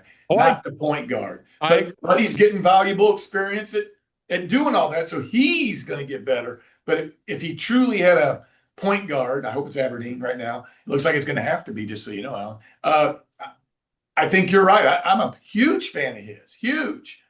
I think he's better at the 2. If he had Dirk Minifield out there, I was better at the 2. I wasn't good at the 1. I could do it, but I wanted to throw the ball to Dirk, get down the court, right? Get open, and Dirk could get people up because he has the skills. I think Aberdeen does. Lowe did. We don't have him right now. Allen, are we going to get Lowe back at full speed? He just doesn't look right, does he, when he's been out there? Well, I'll defend him on this, and I know you agree 100%. Kid's not in shape. I don't give a crap what you're doing in the pool. I keep on saying this. You got to run up and down the damn court. I'm worried about his shoulder, though, Allen, is what I'm saying. I am too. Let's put it this way. Come on. It's not football, duh, but it's a contact sport. Oh, yeah, no doubt. And there were no doubt it's contact. No doubt. And I think there were times last year, and I'm not being mean to anyone, it's just the game. You saw it, you dealt with it, you felt it, that kind of stuff. You also had Melvin Turbin, if somebody who's going to pick on somebody to protect you. But the point being is, do I think some people, when it comes to SEC play, because it's league play and it's tougher and coaches are going to kind of hit him in the shoulder to test him? I absolutely do. They did it to Butler. And by the way, and I'm not ripping anybody. It's sports. It's the way it is. I am not counting on him to do anything this year. And if he does, it's a blessing. My fear for him is forget about Kentucky. And Jim, I'm not changing who I am. I always think about the player first. And if he had the surgery, which means he'd be worthless this year, but I'm thinking, I had 2 reconstructive shoulder surgeries, okay? I still suffer with it. I still do the rehab to this today. I wasn't an athlete, but I'm thinking if he had the surgery, okay, could he be legitimately 100% by next year? And then all of a sudden, you might have a hell of a player. And so if he's up and back this year, now if you have surgery, if it's deemed necessary, which is my guess at the end of the year, well, okay. May, June, July, they're working out. The odds of him being 100% in July, I'm not an expert on many things. I'm an expert on shoulders. The odds of him being 100% in July, not happening. So now you got to look at the big picture of these things for these kids. Now looking up at the fact, if he has it after the season, is it going to be 100% by October? Maybe, but I don't know. And so. Look, the kid wants to play. God bless him. More power to him. But sometimes, and the Reds sucked this way when Ellie had a groin pull, and they kept on playing him instead of putting on the DH list, which was dumber than a box of rocks. And he did nothing. He had like 1 home run for weeks and stuff like because he couldn't move. Yet he's still faster than other human beings. You got to do what's best for the kid. You got to do what's best for the player. And sometimes you got to sit somebody down and say, son, I applaud your toughness. I applaud it tremendously. But this is the best for your future. So I guess that's how I feel. Yeah, but we don't know, do we? We don't know if he wants to play. We don't know how bad his shoulder is. Do we know if he needs surgery? Do we not know? I think it's up to the kids some there. But my point is, he is a good player when he's healthy. I've seen him play at Pitts. He's a very good player. Can he, if he's not healthy enough to be that player, then I would agree he should probably do. One more thing though on that though, Alan. In this day and age, he'll come back next year. In this day and age, at the end of the season, he might be at Syracuse. I'm saying these kids just jump around. Anyway, that might be part of the problem too with some of our team, but you don't know. I mean, I'm a big fan of his. Again, he's just not right yet. Could be he's out of shape. Probably a little bit of both, don't you think? Probably Yes. shoulder out of shape. I'm praying he comes back because he's a good player. I've seen him play. So back to the point. No point intended, or no pun intended. We got to find someone to run the point, right? Maybe Aberdeen. I'm saying they got to be more of a point guard. Point guards can score, just so you know, but I just think that's one of their biggest problems. I'm going to put it this way. I would bet coffee at the best place in town that somebody has advised him to get surgery. I don't know that. I'm reading between the lines of what Pope said. And I hope I get the exact quote, Jim. He wants to give it another go, or he wants to give it another try. One or the other. And I'll tell you what I read into that. And look, I get paid for reading into things. That's what I do. And do I ever make mistakes? Of course I do. But I'm pretty good at this. And maybe I'm wrong with this, okay? And if I am, that's the way it is. When I hear somebody say that he wants to give another go, I think the kid's tough, okay? I think the kid wants to play. I think you'd be the same damn way, okay? I'm guessing he's been told he needs surgery. And I'm guessing he's saying that I don't want to blow this whole season. I want to be with my boys. I want to be with my teammates. And I care. And I'm tough enough to fight it out. I do not know that factually. So please don't, anybody listen to say, Cutler says he knows for sure. I do not. But I also know when somebody says he wants to give it another go, Pope is not going to say that he's been advised to have surgery. And I'm not saying it either. When I heard that, I went, the kid's been advised to have surgery and he doesn't want to. That's Jim, all on me. Yeah, and my point though is, yeah, I agree with all that. I think he's trying to give it another go. Yes. It's not going well. He's only playing 8 minutes. He just hasn't done much. So my point is, he might figure that out now, next game. Or Coach Pope might figure that out. I'm saying he is giving it a try. He's not really been he's not the same player. Now, will he be a week from now? And I applaud him. I love him. I hope he's unbelievable. But right now it looks it's not working. So maybe he will. He'll decide what he needs to do, Al, in the next week or two. And let me throw a date at you, Jim. And we're pontificating and guessing here. Right? Jim's more of a doctor than me. I mean, in other words, neither one of us are. Is that fair? Right. Okay. That's fair. But I'm good at throwing out a couple weeks and giving a kid, look, he's in the kind of shape that I don't understand. You do, but I don't. Okay. So I'm looking at the Alabama game, and you say, oh, that's weeks away. He could do enough running on the court if he doesn't have a setback to get his wind back, that if he can't run really well by Alabama, and if he runs like he did the other night when anybody could tell he was, if he's running hard by Alabama and hasn't had a setback, maybe this is the right thing for him. So as long as he doesn't have a setback and the kid's decided he want to try, let's see what he is in 2 weeks, because he'll get his wind back. He's young. He's played basketball since he's 3. He's tough. And so I think there's a fairness, since he's doing it, a fairness there. You agree? 100%. So that's what I said. Give him another week. He will figure it out. Just say, Coach, I just can't do it. I got to go. But he'll figure it out. And again, I want to emphasize, he's a player when he's healthy. I've seen the tape. He's a player. And Alan, we didn't talk. Let's be honest again, and not excuses. The big guy, maybe he'll never play at Kentucky, but he's a legitimate. He would be a starter. The other young man that is it from Alabama? That's the high ankle sprain. He's out right now, right? Yeah, he might play them. There were rumors, and I don't know what's true or not. And he's been out for 4 games, I think. Right, and not only that, but the worst part is, at least for 10 days, maybe longer. And I don't have the answer, but at least 10 days he didn't even practice. And Right. and now try to cut on a high ankle sprain. And there was some high ankle sprain usually means ligament. And Pope used the word little. He said there was a tear, which usually is like almost 100% of the time with a high ankle sprain. He can't be in shape either. And I guess my fear for him is if he ain't 100%, don't play him because he tweaks that thing again. And you're going to say, I hope he's back by February 15th.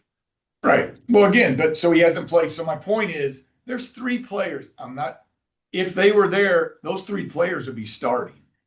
I'm strong on that one. But so as a Kentucky fan, I'm giving a little hope out there. Can some of these young men come back? And maybe we'll see some. But, he started a different lineup. Noah hasn't been playing much. He got to play, actually hit a couple shots. So he's trying their best, trying to mix it up, Alan. Again, we'll see what happens. I hope and pray they can get more healthy. And I think the toughness on defense is a concern to me. A concern. I'm a Marino man. I told you, you've heard me on the show with you. Picked that up early. I said, man, this kid. But I also watched the other night, not this last game maybe as much. He's got to pick it up on blocking people out and playing tougher, a lot tougher. And I just think all of them, there's a couple of them that need to get a lot more grit to them and a lot tougher, or they're not going to play as much. I think we saw that already with some couple players. I'm not making an excuse for Marino because I think I like him as much as you do. I do like him, yeah. And I think he got outclassed, and it happens, by the older guys in Zags. And I think he looked like, I'm really trying to be careful of the right word. It looked like he was struggling because he knew those Zag guys were better. Whereas next year at this time, if he's playing them, he's going to be a lot stronger. He'll have more confidence, and he still got okay numbers. But yeah, they took the school, but it's not that I'm okay with it. I understand it. He's a freshman, and his hands need to be a little stronger and tougher like that. But I think the kid's had a spectacular freshman year. But if you're going to go against a really old guy who's much stronger and stuff like that, positioning, I wasn't surprised what happened to him. Actually, I thought he hung in there pretty good, even though I thought they schooled him pretty good. Does that make sense?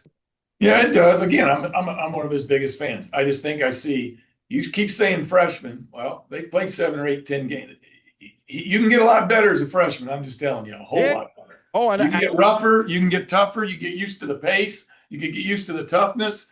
And so I think you're going to see him get a lot better. But yeah, again, I'm just saying, we got beat on these games. What happened in them?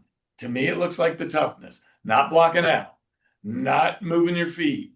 And I think that's the defensive end has concerned me even more so at times on the effort, Alan, on the effort. One of the things I like that hasn't been talked about, 26, 26, 27, 24, 31.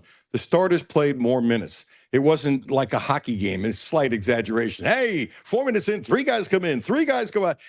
I got to tell you, Jim, it was driving me nuts. This is Kentucky. You're supposed to have stars. You're supposed to let the stars breathe. You're supposed to let the stars play through a mistake if they have to.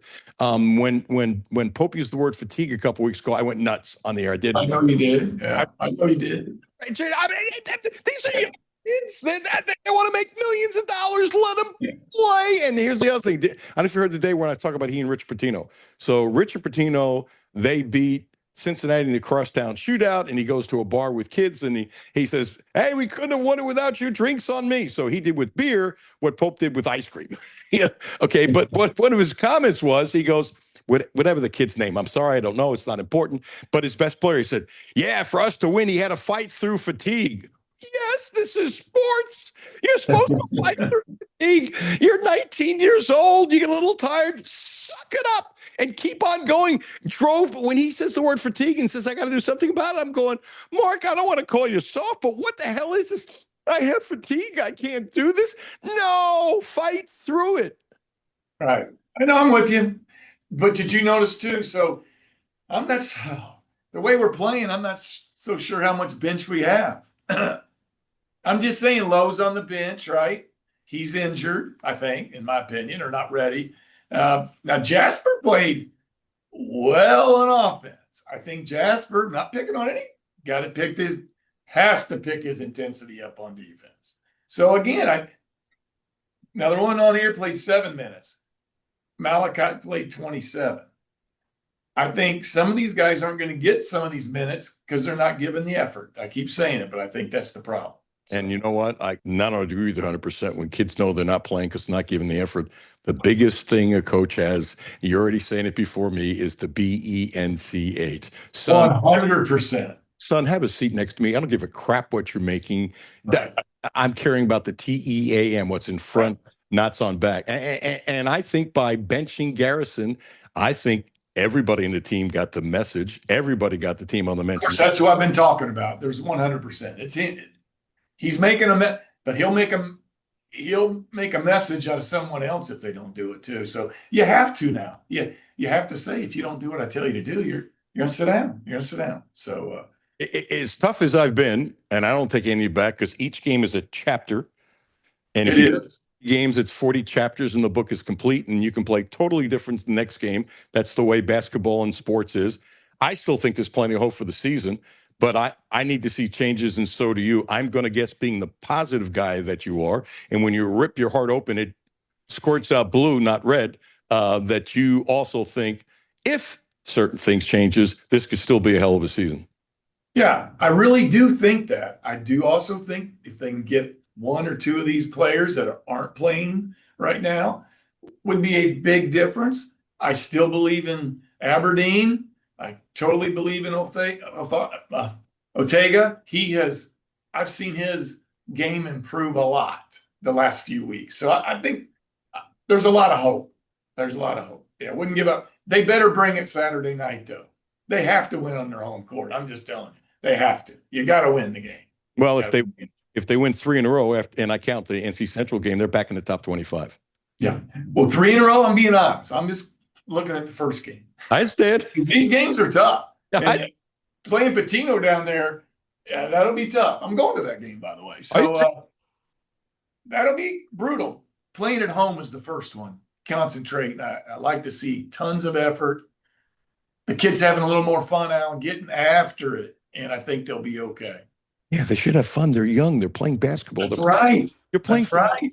What a blessing to play for Kentucky. I would agree with you. I think that has to be their attitude. Come on, let's get after it and shoot the rock and play ball. So, anything else about Kentucky you didn't say? I think we squeezed the Turner pretty good. No, I'm just I'm excited like everyone. I do love that they're playing Indiana. Isn't that a great series? We used to do it all the time when I played, and I think that's beautiful. Get the crowd fired up. I will be shocked, but I've been shocked that we will not play way better on Saturday against Indiana. I think we'll play way better. When's the last time you talked to Winston Bennett? Probably not in a long time. Yeah, but I see him at some events that we've had over the last few years. Yeah. He's coming up next. Well, tell him he has intensity. He brought it every game. Okay. He brought the intensity every game. That's Maybe funny. Mark Pope should get him over there. That's funny. In the monologue open up, say he was on the show, you're on the show, Winston. This is normal stuff I said. This is what Kentucky needs. Winston Bennett before you heard it. Yeah, an enforcer. Yes. And there'd be no team turmoil. He'd get right in your face saying, I don't give a blank what's going on between the two of you. You're going to have to answer to me. Kentucky needs somebody like that. And all Winston had to do was throw his chest out in that stare of his, right? He's a strong kid. He really was a good player. So there you go. Yep. Hey, Jim, bless you, dude. I always appreciate your time. Have fun and hope to catch you shortly down the road. All right. See everybody. Thanks. Bye-bye. Jim Master, great stuff. Bullseye. Really good. Really, really good. I'm telling you, I wonder if Winston heard that, what Jim said, and what I said early on top. Kentucky needs Winston Bennett. They really do. It's pretty simple. Winston Bennett coming up next. Alan Cutler, 1300 AM, 92.5 FM. No Filter Radio with Alan Cutler, brought to you by Quantrell Auto Group. QuantrellForLife.com. Hi, this is Alan Cutler. Have a no filter comment? Hit the text line, 859-381-1313. 859-381-1313. Houchins Insurance Group is proud to partner with Auto Owners Insurance, a company that provides opportunity for independent agents to make insurance simple for their clients, offering risk management services that range from a renter's policy for your college student to home and auto coverage for your entire family. Houchins Insurance Group assures you that nobody works harder to keep you protected from life's uncertainties. Reach out to AJ Boss or Zach Bennett at 859-263-2771 to see if Auto Owners Insurance makes sense for you. Hi, this is Alan Cutler. This holiday season, give the gift of adventure with Quattrell Subaru. Right now, the 2025 Subaru Share the Love event. Subaru will donate $250 to one of 5 amazing nonprofits, including the Hope Center. And Quattrell Subaru is stepping up in a big way, more than doubling that, donating a total of $550 for every new Subaru purchased or leased now through January 2nd. Be part of the community and help make a difference through the 2025 Share the Love event at Quattrell Subaru. Learn more at QuattrellSubaru.com. My name is Terry Schultz, CEO for the Rutherford County Area Habitat for Humanity. Republic Bank has really been a game changer. They have invested not only financially, but time to really listen so that we can move our mission forward. What I like about Republic Bank is they've come in asking, what are your needs? And I don't know that you get that any other place. That's Terry's story. Now let's get to work on yours. Republic Bank. Time to thrive. Member FDIC. Ho, ho, ho. What are you doing, Uncle Rick? Looking at these twinkle lots, 250 strands of lots, 100 individual bulbs per strand for a grand total of 25,000 twinkle lots. Well, it looks like you're not quite ready for the holidays yet. But here at Clark's Pop and Shop, we are. We have 5-hour energy shots, buy 2, get 1 free, and Mike and Ike or Hot Tamales theater box candy, 2 for $2. Maybe I should wrap up my lots so I can get over to Clark's Pop and Shop. Uncle Rick, the little lights aren't blinking. I know, Carl. I know. Happy holidays from the Clark family. Back to No Filter Radio with Alan Cutler. Podcasts on Apple, Spotify, and Google, Monday through Friday. Two-time All-SEC, captain of Kentucky. Tough defense, rebounding, leadership. As I said in the monologue, just saying who's on the show. Kentucky needs Winston Bennett now. I don't know if Winston was listening, but just before the commercial break, Jim Masters said, yeah, that's exactly what Kentucky needs, Winston Bennett. He'd get in your face. If there's a problem between a couple players, I could see him just grabbing. So I don't care what the heck's going on with you guys. On the court, you either do it right or you're going to have to answer to me. Who the hell would want to answer to Winston Bennett? Not me. You got to be kidding. And I've said this all the time. If you didn't rip your knee, I know you played in the NBA for a little bit, but you would have been a star in the NBA because you would have found your way to a great team who says, I want toughness, I want rebound, I want defense. And by the way, he could put the ball in the hole. Offense was good, but it wasn't like his defense, which was ferocious. You were ferocious. So, if this were today, the way knee surgeries are, you probably would have played in the NBA for a dozen seasons. Anyway, Winston Bennett, long time no see. How the heck are you, man?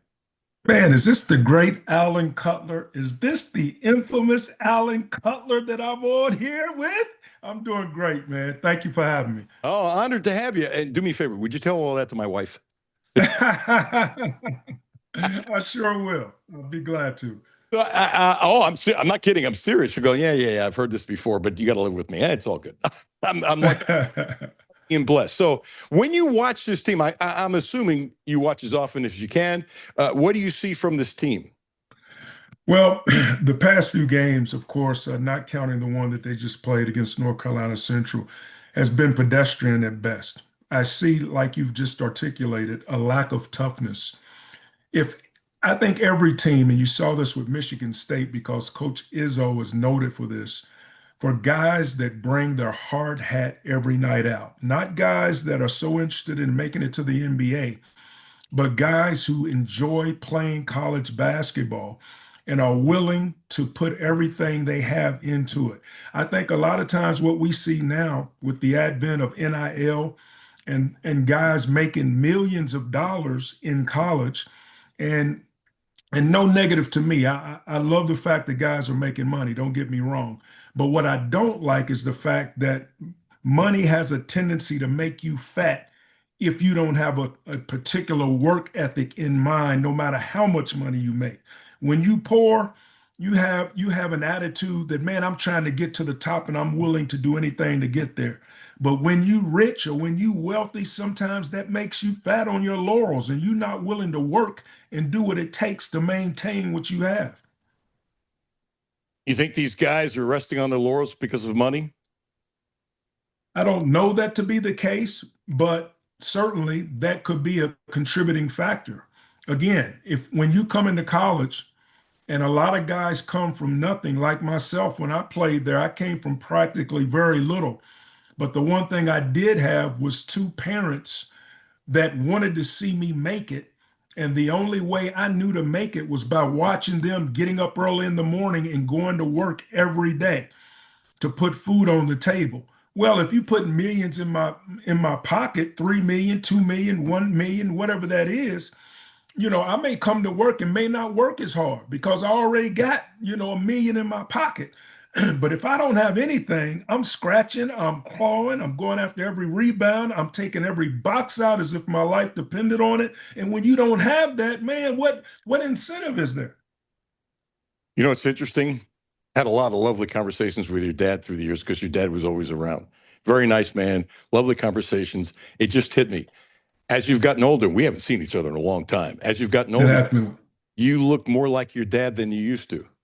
Well, I appreciate that. That's an extreme compliment because I owe everything to my mother and father, of course. And he's the one, when you talk about hard hat, when you talk about going to work, I could hear Dick Vitale say, he's Mr. Clean. He's going to clean the glass, baby. Well, that's all I knew. We had Rex Chapman. We had Kenny Skywalker. We had guys that could put it in the bucket. It was my job that if they missed, that I would go grab that rebound and put it back or get us a defensive rebound with the game on the line. When I look at the North Carolina game particularly, we get out rebounded, but we don't block out. We don't get any second chances at the basket. All the little things you must do when you play against the greats like a Michigan State, Louisville, North Carolina, some of the big teams that we play that's on par with us. But let me make no mistake. We're not North Carolina. We're not Duke. We're Kentucky. We are supposed to be the best. Since the inception of the game, coming out of the gates with Adolph Rupp, Coach Rupp, we're supposed to be the best. That's all we know. So when you hear fans booing at a game, they got every right to boo because we've been spoiled. We've been used to being the best. Are you fearful the best in those days are behind us now, or this is just a slump? I live with no fear. I don't believe in fear. I believe in tenacity. I believe in being tenacious. I believe in going and getting it. And that's all I know about Mark Pope. I helped coach Mark Pope. I had him every day in individual instruction. I know the type of man he is. He'll get this figured out. I'm not jumping off a bridge like some fans are. I'm not a fair weather fan. I'm going to hang in there, man, until the job gets done. Pope will get the job done. Not Pope, but Otea Ogwe will get the job done. Hopefully Garrison will wake up and get the job done. I like what Marino is doing as a freshman, and he's only going to get better. He's going to get the job done. I believe these guys have enough internal vicissitudes within them that, hey, they represent some of the best college basketball has to offer in terms of our fans. The fan base is tenacious. They want to win, and they have to feel that, and they have to see that every game they play. You worked out Pope as a coach when you were here and he was here. What was he like? He was tenacious. He was an absolute, first of all, he was a leader. He wasn't a follower. He led all the other guys. He was the guy that was going to push other guys, get on other guys. Yeah, he's soft-spoken, but he knew how to get after you when he needed to. And it wasn't so much verbal he would get after you. He would push you down. He would beat on you. He was physical. Unlike what I see from his players. It's a total opposite of what I see from his players. Here's what I need to see from his players. A guy like Otego Owe has got to get verbal. First of all, he's got to do it himself because you can only talk to somebody if you're doing it yourself. And he's a guy that should be taking command of the ship. But if he's not doing the right thing, then his teammates are not going to do the right thing. Aberdeen, another guy who should be taking command of the ship. Didn't he play on a championship team in Florida?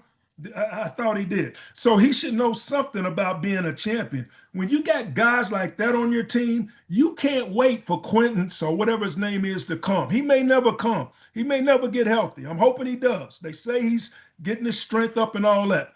What about the little point guard, Low? We know the type of player he is, but we can't have in our mind that Lowe and Quintance is going to come back and take us to the promised land. No, you got to take yourself to the promised land. It don't take talent to block out. It don't take talent to jump on the floor and get a 50-50 ball. Come on, man. It don't take talent to post up and be a threat on the inside. I know Pope's offense is all on the perimeter and you don't get many post-ups, but you got to find a way to score. And I don't mean running plays for you. I mean getting out on the break. But you can't get out on the break if you don't get a defensive rebound, Allen. You haven't changed a bit. I love it. No. Hey, I'm a fan first. Before I played at Kentucky, I was a Kentucky fan. Louisville too, but I'm a fan first. So I don't like what I'm seeing. Why? Because not only have I played, not only do I have scars, not do I have zipper cuts on my knees from playing at this university. No, I can't stand back and see these guys, man, go down the toilet like they doing. And a person who played there and Mark Pope can't play for him though. All he can do is prepare for them for war. They got to go out there and win the war. I'm going to go somewhere I probably shouldn't, but I trust my gut. Your rate of this is positive. No, smile. It's okay. Yeah. No. I mean, even when I frown, to me, I think I'm smiling, but it may be coming off. So I apologize. Oh, good. That's Winston. 100 times. You know what you're doing to me on Zoom? What? You're intimidating me with your look. I don't mean to, man. I don't mean to. It's the player coming out in me, man. The competitor. You're ready to go play. I'm ready, man. I'm ready. My knees are not, but I am. My heart is. Your heart always was. Okay, so when you were going through your rant, which was beautiful, by the way, it really was. It was great stuff. I can't see myself. Your rant was, I'm telling you, and if this upsets anybody, I think it's a compliment. As you were doing your rant, you sounded a lot like Muhammad Ali. Oh, wow. Well, again. The podcast will be about 2:30, and go back and listen to yourself. When we're talking, it's one thing, but when you're doing your rant with passion and how you feel, okay. ESPN Sports Lexington app, it'll be up by 2:30. Hit podcast my name and go listen to yourself, and then text me. I'm telling you, you gave me chills. Your rant you gave me chills, not now as we're talking up and back, but during your rant, you had the cadence. You got to remember, I make my living on sounds and tones of voices and stuff like that. Right. People have to think I'm nuts, which I'm good with that. I don't really care anyway. You had the cadence of Muhammad Ali. I'm not kidding you. Wow. What a high compliment. All I can think about right now is three components that Kentucky is missing. Thank you for the Muhammad Ali comment, because there could be no higher compliment for me being a little kid from Louisville, Kentucky, and watching the greatest.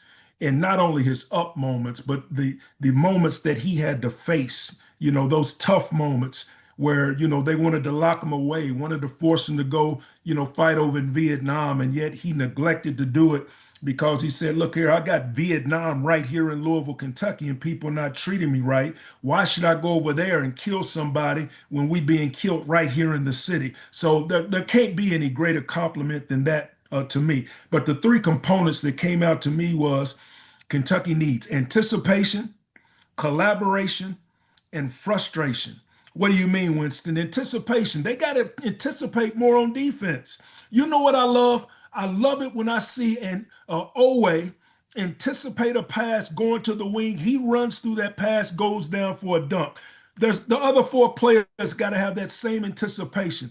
Collaboration. It can't just be Owe. It can't just be Aberdeen. It can't just be Marino. It's got to be all five guys that's on that floor. And then the last thing, you got to be mad enough that you play with a level of frustration. They're playing too nice, man. This ain't no party. This ain't a boo-boo out with a picnic basket. No, you got to play some ball, man. This is war. We're Kentucky. You bring a team like North Carolina in here and we set the table for them to win that game. That's sacrilegious, man. We can't have that. Come on now. You did it again. You sounded like Oh, Ali. man. Oh, man. I'm frustrated, man. I'm the one with the anticipation, the collaboration, and the frustration. Mainly the third one, frustrated. Not frustrated at Mark Pope, not necessarily frustrated at the players. I'm frustrated that we're not playing up to our potential. It starts on defense. I know Pope's an offensive coach, but there's got to be offense against defense in those practices. They got to know something about defense. Something about playing a pick and roll, something about walling a man up when a two guard goes up the screen, a 5-man. The 2-man's got to hold that 5-man up until Marino can get to EK. And otherwise, you're going to have a 2 guard on EK like I saw in the film where somebody like Williams or the other kid Collins is trying to go guard EK. EK is going to put him in the bucket. You ever throw something at the TV when you watch Kentucky play? I'm sorry? Throw something at the TV when you watch Kentucky play? No, I try to guard my emotion when I'm watching the game because usually if I'm watching it, my wife is there too. So Okay. I want to kind of hold it under a little bit. But if I'm in a room by myself, I'm not necessarily throwing things at the TV, but I'm highly involved. Let me just put it that way. Highly involved diplomatically. So even those who don't know you or remember you if you're too young can feel how you'd be highly diplomatically involved. Joel Childers just sent a note. You're one of his favorite players. I appreciate that. Okay, so Childers makes this beautiful thing for free. He's got a big piece of the 96 floor winning the championship. Oh, wow. Done this for a lot of people now, where he volunteers and he'll carve something out from the floor and he wants to send it to you. And if you're okay, I will give him your number so the two of you. I have it. It's beautiful. It's wow. hand carved by him. Oh, wow. That's awesome. He'd like to do it for you if you're okay. Give me permission. Oh man, that'd be awesome. Absolutely. He's he came to the studio one time. I do the show from the house now, but he came to the studio one time, and he's just a lovely elderly man who loves Kentucky, and that's just a friend of his bought the court of the national championship. Wow. And gave to Joel not a humongous piece of the court, but a nice thing because he's made a lot of these things. It's a labor love, and his woodworking is beautiful. Isn't that semblance though of again the greatness of the program? A guy like that is so passionate that he gets a piece of the court. Come on, man. How many people do that? But that's Kentucky basketball for you. It really is. It really is. If you're cool, don't be a stranger. I'd love to have you back every now and then if that's cool. Yeah, absolutely. Probably after games so you can analyze, or maybe before or something like that. I don't know what your schedule is. If you can carve it out, but I'm going to ask again. First of all, and I've said this to a lot of people doing the show. Joel Childers just said, "Wow, thanks so much." This is wonderful radio, but for me, it's the rekindling of so many relationships. You know, and it's dozens of guys who do the show, who like doing the show. I'm lucky and blessed to do the show, and I believe I've just rekindled the relationship that was really good back then. But life happens, and you go on, and all that kind of stuff. And absolutely. So I think we've just rekindled the relationship, which to me is a beautiful thing. Well, and we go back. I went to Kentucky, 83? I mean, so it's been since then. My math is not too good, but that's a long time. So it's so good to see you. Both you and me both have gray, so it's been a long time. I was teasing Jim Master that, when he played, I didn't have this white crap in my face. Yeah, neither did I. I know. Hey, bless you. Thank you for your time. Bless you, man. Well, I'll be honored if we do it again. This was, this sounded like to me a 5-minute conversation, even though it was close to a half an hour. When the conversations feel short, that's almost always a wonderful conversation. Bless you, man. If I don't talk to you, and I hope I do before Christmas, Merry Christmas to you and your family. Wishing you happy health, and we'll do it again. Thank you, Winston Bennett. Thanks, Alan. I appreciate it. Bless you, man. Thank you. Yeah, Jimmy, that was great. Can you feel? Am I nuts? Did he sound a little bit like Ali? He did. I was ready to put up a brick wall and run through it when he was done. I mean, that was incredible. But by the way, that's how he was in 1983. I'm serious. He would be the perfect person. He could end a losing streak.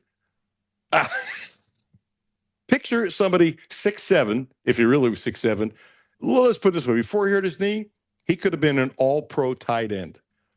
Who was going to tackle him? Saw a picture of him. His head was level with the rim getting a rebound. Yeah. Yeah. Before he hurt his knee. And his dad was a lovely man. He was always around. I had a lot of really nice conversation with his dad. Just a lovely, lovely man. I didn't know his mother, but his dad was around all the time. So, every now and then we sit and talk and stuff like that. And he had so much pride and so much love for his son. It was off the charts. All he had to do was say, hey, Winston is doing well. He always had a toothpick in his mouth, right? And there would just be this smile. Crazy things you remember. I'm off tomorrow. I need a day off. And we are going to play. Sean has told me we're going to play the Pope press conference live. And you know more than me. I don't know if we're probably going to go to ESPN programming after that, I would guess. Yeah. But stay around after Matthew and Jimmy. It'll be Pope's press conference live, and then enjoy ESPN. And then Brad Taylor will be it too. So what a fun day. What a fun day. What a fun day. Winston Bennett, God bless you. Jim Master, wonderful. Brandon Ramsey, wonderful. And Jacob Polachek. Half of the team of Polachek, KSR, they did such a wonderful job with that story. You need to read the story. And talking about Jack Pilgrim, wonderful story on things that maybe Kentucky needs to fix and why Kentucky is having problems recruiting. And I know some people at UK that I'm sure are not going to agree with some things in there, but I don't question. First of all, I don't question their honesty in putting this story together. I do not question for a second. Let me repeat. I do not question for a second. I respect both Jack and Jacob a lot. They're really good young reporters. But I think there's some fixing to do. And instead of hitting the panic button, it's kind of like in a business. Do you have to tweak? Yeah. Radio stations tweak, TV stations tweak, insurance companies tweak. And I think there's some tweaking need to be done. And they have to have a general manager, have to have a general manager for Mark Pope. That's not a negative comment to Mark, but he can't be doing these negotiations. He can't. And he shouldn't, by the way. He shouldn't. And they need to take that away from him. And I bet he'd be happy to have it taken away from him. Seriously. What head coach in this level should be doing that stuff with everything going on? The business has changed. Anyway, my thoughts on that. I will see you on Monday. I went from getting out a minute early to a minute late. How does that happen with my big mouth, Jimmy? How does that happen? It's magic. Time flies. Have yourself a great day, Jimmy. I appreciate the hell out of you. I really do. You've been a wonderful conduit for the show. Wonderful, wonderful, wonderful. Brad Taylor coming up next. Have yourself a great day. Podcast will be up